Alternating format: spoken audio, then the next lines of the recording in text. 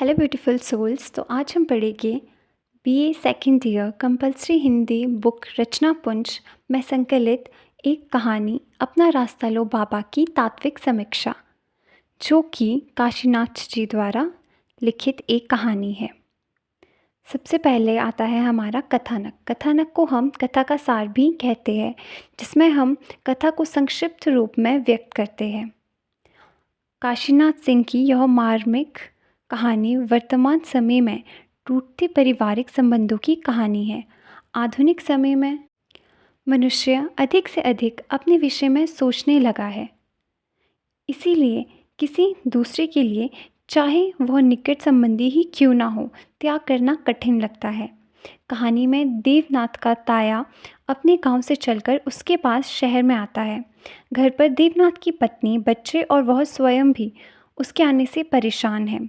बेचू बाबा अपना इलाज करवाने की नीयत से आए हैं, परंतु देवनाथ और उसका परिवार यह झंझट अपने सिर लेने को तैयार नहीं थे।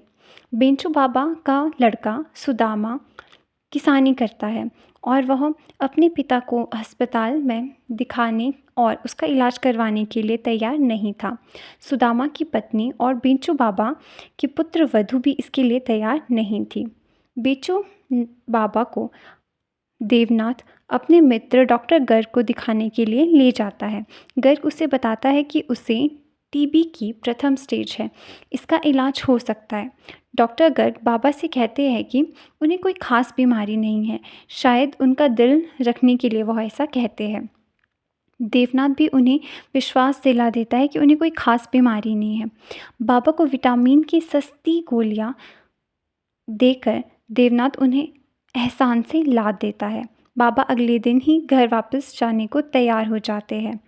देवनाथ और उसका परिवार सुख की सांस लेता है। कथानक गठन सुंदर है। बाबा की निश्चलता, व्यवहार में खुलापन, ग्रामीण सादगी कथानक का अंग है। शहर में रहने वाले लोग मेहमानों से कैसे दूर भागते हैं, इसका भी वर्णन किया गया है। अपने लिए जीने का दर्शन स्वीकारने वाले शहरी लोगों के लिए रिश्तों का कोई अर्थ नहीं रह गया है। कहानी के अंत में देवनाथ सोचता है कि सारी ज़िंदगी और सारी दुनिया और सारा ज़माना तुम्हारे सामने पड़ा है और तुम एक बेमतलब के बूढ़े को लेकर मुंह लटकाए बैठे हो। नेक्स्ट पॉइंट है पात्र चित्रण। पात्र चित्रण की दृष्टि से यह एक सफल कहानी है। कहानी के 3 मुख्य पात्र हैं, बेंचू बाबा, देवनाथ और उनकी पत्नी आशा। डॉक्टर गर्ग और बच्चे गौण पात्र है। बाबा के पुत्र सुदामा और उसकी पत्नी का भी उल्लेख कहानी में मिलता है। कहानी मूलतः बेंचू बाबा की है, जो कि शहर में अपने बेटे जैसे देवनाथ के घर इस आशा से आता है कि वह बड़ा अफसर है और वह शहर में उसकी बीमारी के इलाज का प्रबंध कर देगा। रिश्ते में वह देवनाथ का ताऊ लगता है। बचपन में उसने देवनाथ को अपनी गोद में खिलाया है, उसकी शरारतें झेली है और उसे बहुत प्यार दिया है। बेंचू बाबा को एक सरल हृदय, स्नेहशील, खुले स्वभाव के बुजुर्ग के रूप में चित्रित किया गया है, जो कि पूरी तरह से पारदर्शी चरित्र का व्यक्ति है। दूसरा पात्र देवनाथ उच्च अधिकारी है। शहर से बाहर बंगला बनवा रखा है, घर भी सुसज्जित है, वह साधन संपन्न है, परंतु उसकी पत्नी और बच्चे किसी देहाती रिश्तेदार के लिए अपना आराम खोने को तैयार नहीं है। देवनाथ स्वयं भी कोई त्याग करने को तैयार नहीं है। वह चाहता है कि बाबा किसी तरह जल्दी से गांव लौट जाए, ताकि उसके अपने परिवार के आराम में बाधा ना पड़े। संध्या के समय डॉक्टर गर्ग को दिखाने के लिए वह बेचू बाबा को ले जाते समय सोचता है कि स्कूटर में पेट्रोल का खर्चा तो होगा, परंतु अस्पताल में दिखाने जाने की मुसीबत से तो छुटकारा मिल जाएगा। यह जानते हुए कि बाबा को गंभीर बीमारी है और उसका इलाज संभव है, यह इलाज करवाने का कष्ट नहीं उठाना चाहता था।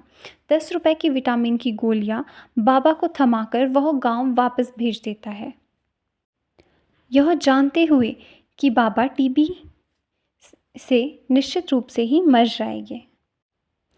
देवनाथ की पत्नी आशा संवेदन रहित, घमंडी और एक सीमा तक स्वार्थी महिला है। वह अपने पति के ताऊ ससुर तुल्य वृद्ध की सेवा करने को भी तैयार नहीं है।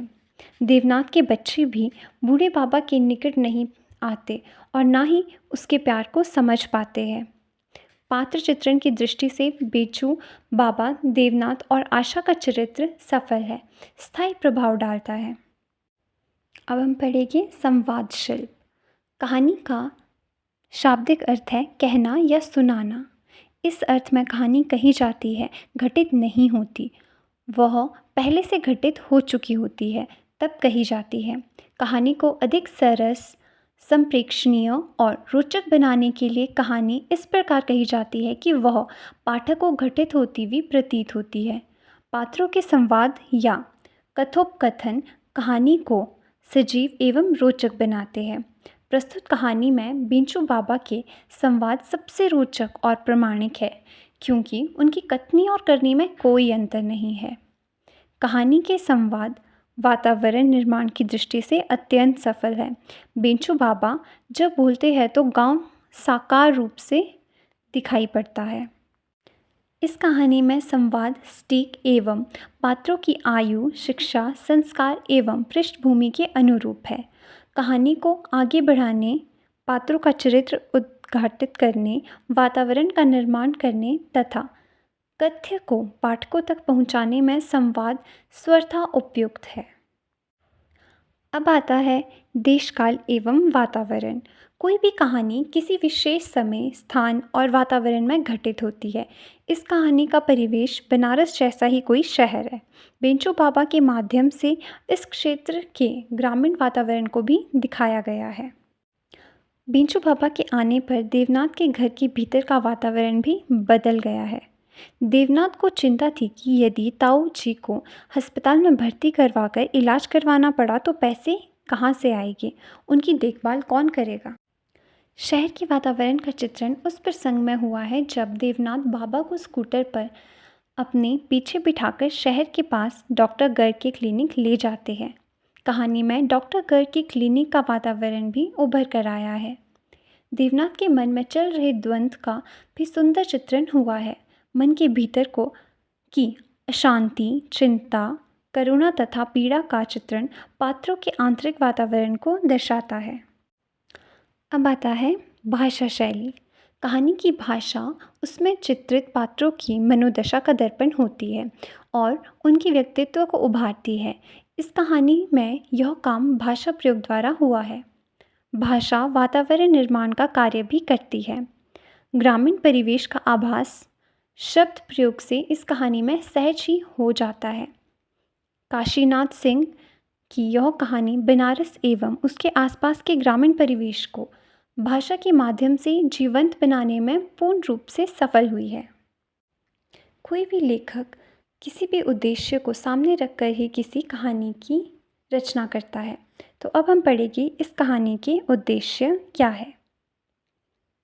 पहला उद्देश्य है, शहरों में रहने वाले लोगों की ज़रूरतें बढ़ गई हैं और विलासिताओं पर वे अधिक खर्च करते हैं। देवनाथ की आर्थिक स्थिति अच्छी है, वह अच्छी सिगरेट पीता है, अच्छे मकान में रहता है और बड़ा बंगला बनवा रहा है। परिवार के वृद्ध के लिए खर्च करते समय उसे संकोच होता है। स्कूटर में पेट्रोल खर्च होगा जब वे बाबा को डॉक्टर को दिखाने ले जाएगा, उसे इस बात की भी चिंता है। लेखक ने इस कहानी के माध्यम से दिखाना चाहा है कि गांव के लोग अभी भी इंसानी रिश्तों को महत्व देते हैं। बूढ़ा बेंचू बाबा अपने पोतों के लिए 60 किलोमीटर से गन्ने के रस से भरा गगरा लेकर आता है। बस अड्डे से घर तक उसे सिर पर ढोकर लाता है। वह देवनाथ को गांव आने की बात भी कहता है। उसका व्यवहार भावुकतापूर्ण है। शहरी लोगों में अपनत्व की कमी आ गई है। देवनाथ, उसकी पत्नी आशा तथा उसके दोनों बच्चों में से बूढ़े बेंचू बाबा के घर आने की खुशी किसी को भी नहीं थी। पत्नी और बच्चे उसका गंवारपन एवं सादगी का मजाक उड़ाते हैं।